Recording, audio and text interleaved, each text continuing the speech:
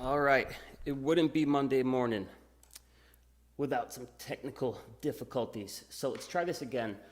What do we got? 10 minutes here before the open. So I'll keep it brief. What I was trying to say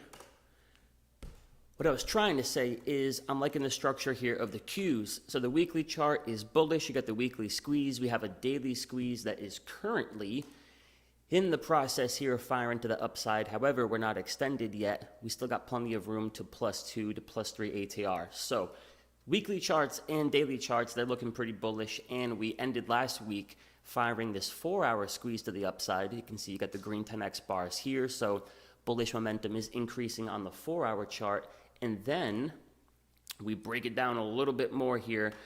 2-hour chart, bullish momentum is increasing. The 1-hour chart, here's a good looking squeeze, and again, bullish momentum is increasing. And my favorite here is this 30-minute squeeze. I'm really going to keep an eye here on the 30-minute squeeze today. The bigger time frames look bullish, but this 30-minute squeeze nested inside of those other ones could be the kicker here today. So currently, momentum here is neutral, but I think you want to keep an eye on the 30-minute. If this fires short, then obviously, not the move I'm looking for, but if it does fire long, that could kind of kickstart the process of that move towards the upside. So with the structure there to the Qs, let's check out Google.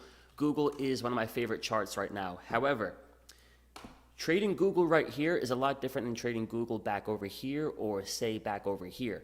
Here you had a daily squeeze, so the fresh buildup of momentum. Same thing over here. Trading Google right now, I don't want to call it chasing it. I mean, if you take an entry here today, you might be chasing it, but it's not the same trade as back here. That's the buildup of energy where you can profit from the release of energy. This is more so looking for the continuation. So thinking in terms of probabilities, you can't be surprised if you do start to fade here because you're at +2. But if we clean up the chart a little bit, taking into consideration, we're looking for a move higher in the QQQ.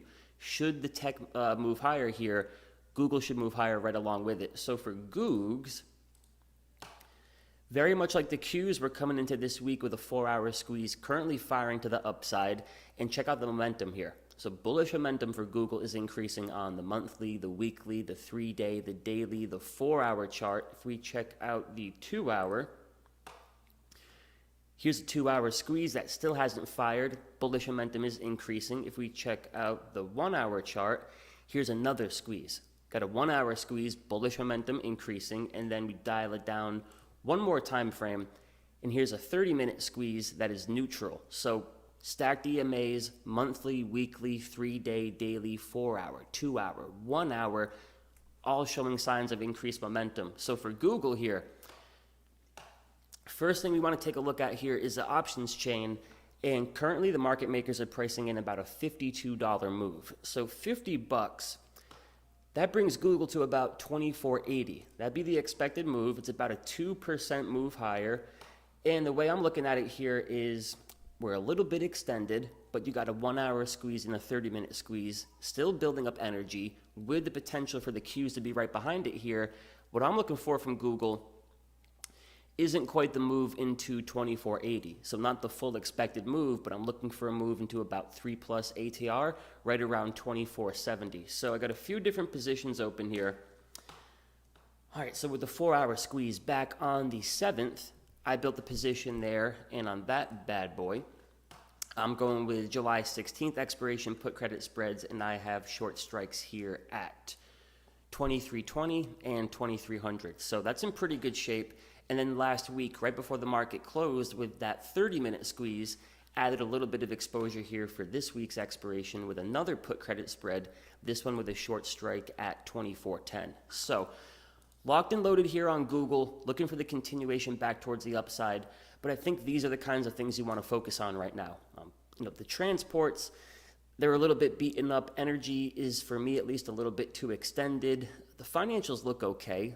The industrials, Caterpillar took a beating last week. I think everything still looks really sound here for the Qs. So, when you're looking for a move for a particular group of stocks, like technology stocks, and then you can find something like a Google, where from the top down, you got bullish momentum increasing, and then you can throw a couple beautiful 2-hour, 1-hour, 30-minute squeezes into the mix. I think that offers some potential. So, just because you got green 10x bars and squeezes here, Of course, doesn't mean Google has to make the move higher. So, if you're going to pursue this kind of trade, as always, you position size appropriately. But one thing I think to focus on is this 30-minute squeeze. Now you want to focus on the Qs. If the QQQ, right, guys, if the QQQ fires a 30-minute squeeze short, what is that most likely going to do to Google? It's most likely going to drag the stock lower. So it begins and ends with this chart right here. If at any point this week this 30-minute squeeze can fire long, that should potentially kickstart the move back up here towards 4,200. And if that move does unfold, you're looking for momentum in Apple, Microsoft, Amazon, Facebook, and of course Google here. So you got a good looking 30-minute squeeze for the index, good looking 30-minute squeeze here for Google, and I like that combination. So a few more things here before I let you go. We do got a few other open positions, so we got a put credit spread over here in Playboy, building a position there inside that daily squeeze, and then Costco. Got a put credit spread over here for Costco. So there's the only 3 open positions here, and that's the thought process right now. Eventually, something has got to give here with all the squeezes. I'm still under the thought process that that's a move to the upside. So shall be an interesting week. I wish y'all the best of luck, but as always, I'm keeping the focus pretty simple here. I'm just get caught up on a few questions real quick in the chat. Yeah, Rich, hopefully that's not a sign of things to come. I start talking about the Qs and the internet craps on me. Yeah, Mark, and for Cat here, it's just completely lost structure. So a good chart to study, because we've taken a few different trades here. So here's what we've done with Caterpillar as of late. We built a position and traded that daily squeeze, and then we built another position here and traded that daily squeeze. So, good looking structure, stacked EMAs at the time, but all that back and forth, I sit through that back and forth as long as it's within +1 to -1 ATR. So get the yellow Keltner channels there, that's what they're measuring, one average true range move above and below the 21. That's what you have to come to expect from a squeeze. During that buildup of energy, it's what the price action is going to look like. So once I find the squeeze that has a structure and it meets my criteria, I'm going to build my position in the squeeze, and I'm going to hold on as long as it's +1 to -1. So you find a squeeze over here in Caterpillar, you build your position, it holds up fine, you're taking profits on this push over here. Another daily squeeze, we built a position right here, never breaks -1 ATR, so we're taking profits on that little push.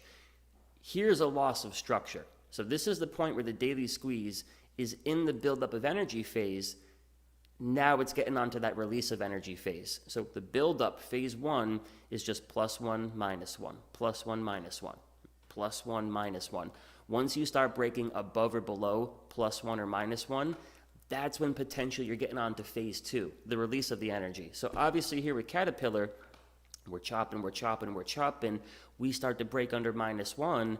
Here comes the release of energy, but in this instance to the downside. So, obviously it's a loss of structure there. One thing to take into consideration is you've quickly dropped here to -3 ATR. So it's pretty extended, could be due for a bounce, but it's just not the kind of chart I want to focus on. As long as it has a daily squeeze, as long as it has the positively stacked EMAs and it holds up within that range, I'll continue to hold on to the position and keep looking for opportunity. But once we lose structure, I think you got to move on to the next one. So FedEx is another example.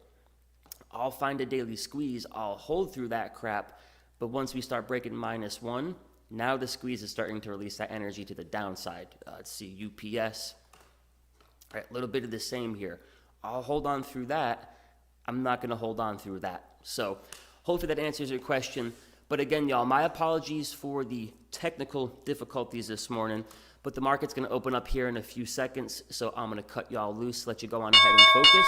And as always, we'll be talking again on Wednesday morning. So for those of you over at Simpler, I'll see you soon. For the rest of you, trade smart and be safe, and I'll keep you posted.